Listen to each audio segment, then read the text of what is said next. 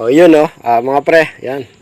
Magandang gabi at overtime na tayo. Ang oras natin ay alas 10:32. Ayan. Badja City 100. Ayan. Ang problema nito, lumalagapak sa primera mga pre. Ayan. Okay. Pag lumalagapak sa primera, ang may problema niya, halimbawa, naandar. Tapos, walang lagapak siyempre, di ba? Ngayon pagka kakambyo kayo, lumalagapak sa primera. Pero pagdating sa segunda, tercera, kwarta, walang lagapak, 'di ba? Doon lang sa primera. Okay. So bali ang titingnan niyo doon mga pre, yung first gear. 'Yon, yung first gear titingnan niyo tulad nito. Check natin. Okay, ito yung first gear ng City 100 mga pre. Yan, check natin kung may bungi. In-overall na natin to at tinesting natin kaninang gabi. At yun nga, lumalagapak nga sa primera. Oops. Ayan. Ito, medyo may something. Ayan pero i-double check pa natin to bukas. Siyempre. Ito yung sa medyo may tama to. Ito. Okay. Wala naman siyang bungi mga pre. Ayan. Goods naman. Okay. Siyempre, check natin lahat yan. Ito muna, dito tayo sa segunda. Wala naman. Kasi nga, ang segunda nito maganda takbo. Sa tercera, okay din naman. Sa kwarta, okay din. Ayan. Basta primera lang mga pre.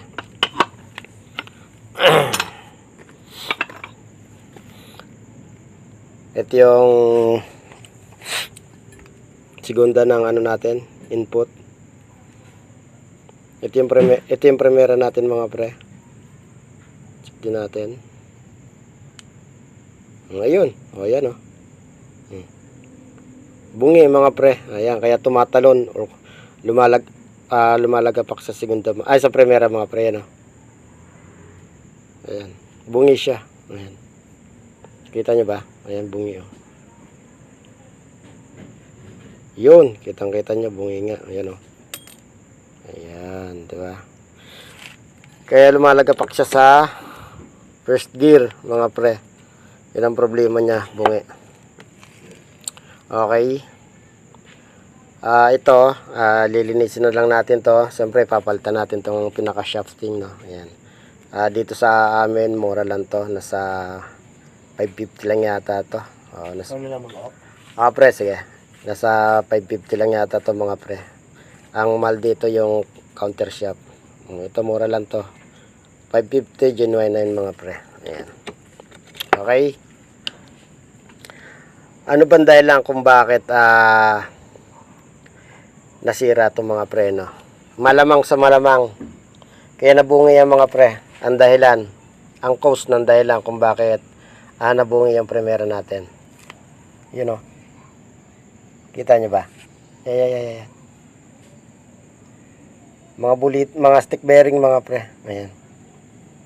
Ayan. Kasing ginawa natin dito, pinalitan natin stick bearing, winilding na lang natin, hinugot na lang natin. Hindi na natin siya in-overhaul mga pre. Sinilip natin yung shafting at nakita kong shafting do sa hindi ko pa kanina binubuksan mga pre. At yan maayos pa. Kaya ang ginawa ko, pinalitan ko na lang ng stick bearing. Kasi hila-hila sa atin to, hindi pinandar to mga pre, hindi na pandar pala yan. Hila-hila dito sa atin. At hindi nga natin na-testing, Ngayon, nung nagpalit tayo ng stick bearing, hindi na natin siya in-overhaul. Sa primera, kumalampag ng mga pre. Kaya yun, nagulat nga ako, ba't kumakalampag sa primera, pagdating sa segunda, tercera, kwarta, wala naman.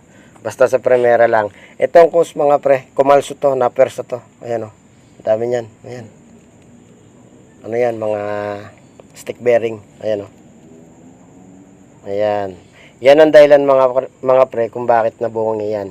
Ito hindi pa alam ng may-ari to kasi wala na yung may-ari, umuwi na dahil nga gabing-gabi na. Pakita ko lang sa inyo yung pinalit natin na stick bearing. Ayan. Okay. Ayan.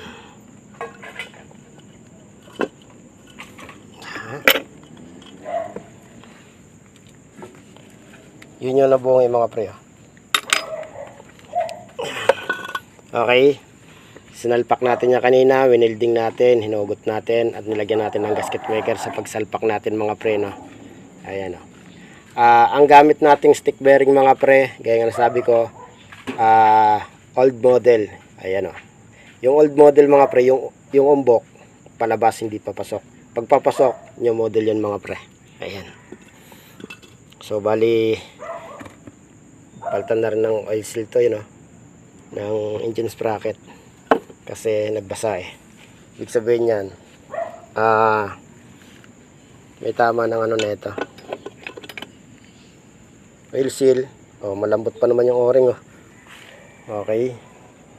Ito yung mga piyasang iba. Ayan. Cylinder block. Okay, yun lang mga pre. Kung magkaroon kayo ng troubleshoot na ganito, halimbawa sa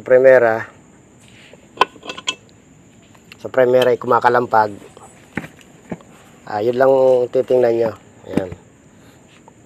Okay. Tapos sa segunda ganun din, sa tercera, kwarta ganun din yung mga pre, maaaring bungilang. Ito sa mga nagtatanong pala sa atin, marami tayong sa tamang-tama willing magano tayo ngayon na sagutin yung kanilang mga tanong or hinaing. Alright, pagbibigyan natin yung ating mga kaibigan. Tabi lang natin to. Yun yung ano yun. Okay. Mga pre, kapag ka ang Badja City 100 nyo, mataas na yung kanyang clutch. Ito. Yung sa kamay, sa clutch, di ba? Mataas na. Tapos nahihirapan kayong mag-neutral, di ba? Mataas na, nahihirapan kayong mag-neutral. Okay naman yung inyong clutch lining, clutch sub, clutch wheel. So, bali may problema mga pre ito. Yung kanyang change drum. Ito to. Yan. Ito may problema mga pre. Tapos, kapag ang cambio nyo ay tumatalon or bumabalik, okay. Isa rin to sa dahilan mga pre kung bakit tumatalon. Bali, ang pares nito ay ito. Kapag tumatalon mga pre. Ha? Ayan. Tatandaan nyo yan mga pre. Ito. Yan. Kapag kakalog na to, pares yung dalawang yan. Mag-asawa kasi yan eh. Ngayon, kapag hindi maganda yung kakambyo ka, di ba? Siyempre, kalog na to. Okay. Ito yung mga dahilan kung bakit tumatalon or bumabalik. Siyempre, pag tumalon to or bumalik ang kambyo natin, dami din pati to. Ayan. Ngayon, kung may mangyari sa inyo mga pre, kasi nangyari kasi dito, lumuluwag. Itong pinaka bushing dito sa loob nito. Yan. Kaya kumakalog siya. Tapos ito kalog din. Kaya isa yun sa dahilan kung bakit naka-primera ka biglang magsisigunda. Naka-tresera ka magsisigunda mga pre. Ganyan yan. Pero kung halimbawa ang problema lang ng motor nyo, mataas na yung clutch lining nyo, clutch lever nyo, tapos nahirapan kayong mag-neutral, ito lang sira mga pre. Kalog na yan. Ito naman sadyang may kalog to kasi hindi pa nakalagay yung kabilang crankcase. Pag nahirapan kayo, ito naman yung problema mga pre. Kapag maganda yung clutch lining nyo, clutch sub, clutch wheel, okay, ito may problema ha. Ayan. Pero kung halimbawa tumatalon sa cambio, bumababa, tumataas, okay. Ito rin ang dahilan at saka ito. Ayan, pares yung dalawang yung mga pre. Okay. Ayan lang. At yan, gabi na. At mag-11 na mga pre. Hanggang dito na lang tayo. Sa lahat na sumusuporta sa mga vlog natin, salamat na madami.